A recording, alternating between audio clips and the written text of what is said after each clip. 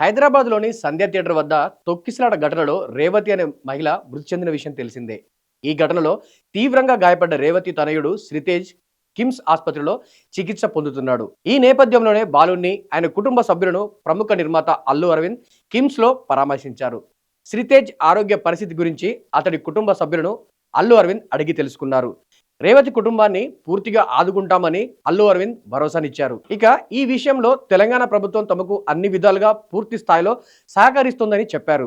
అయితే ఈ case court పరిధిలో ఉన్నందున అల్లు అర్జున్ ఆసుపత్రికి రాలేకపోయారని, అందుకే అల్లు అర్జున్ తరపున తాను ఆసుపత్రికి వచ్చానని అల్లు అరవింద్ చెప్పారు. అయితే సంధ్యా థియేటర్ తొక్కిసలాట వంటి ఘటనలు భవిష్యత్తులో రిపీట్ కాకుండా చూడాలని అల్లు అరవింద్ కోరారు. అందుకు అవసరమైన భద్రతా చర్యలు నిర్వాహకులు తీసుకోవాలని అన్నారు. విపరీతమైన క్రేజ్ ఉన్న సినిమాల విడుదల నేపథ్యంలో థియేటర్ల దగ్గర భారీ సంఖ్యలో వచ్చే జనాన్ని కంట్రోల్ చేసేందుకు తగు చర్యలు జాగ్రత్తలు తీసుకోవాలని థియేటర్ యాజమాన్యాలకు సూచించారు. భారీ సంఖ్యలో జనం వచ్చే ఈవెంట్లలో జనాన్ని కంట్రోల్ చేసేందుకు తగిన ప్రణాళిక ఉండాలని అభిప్రాయపడ్డారు.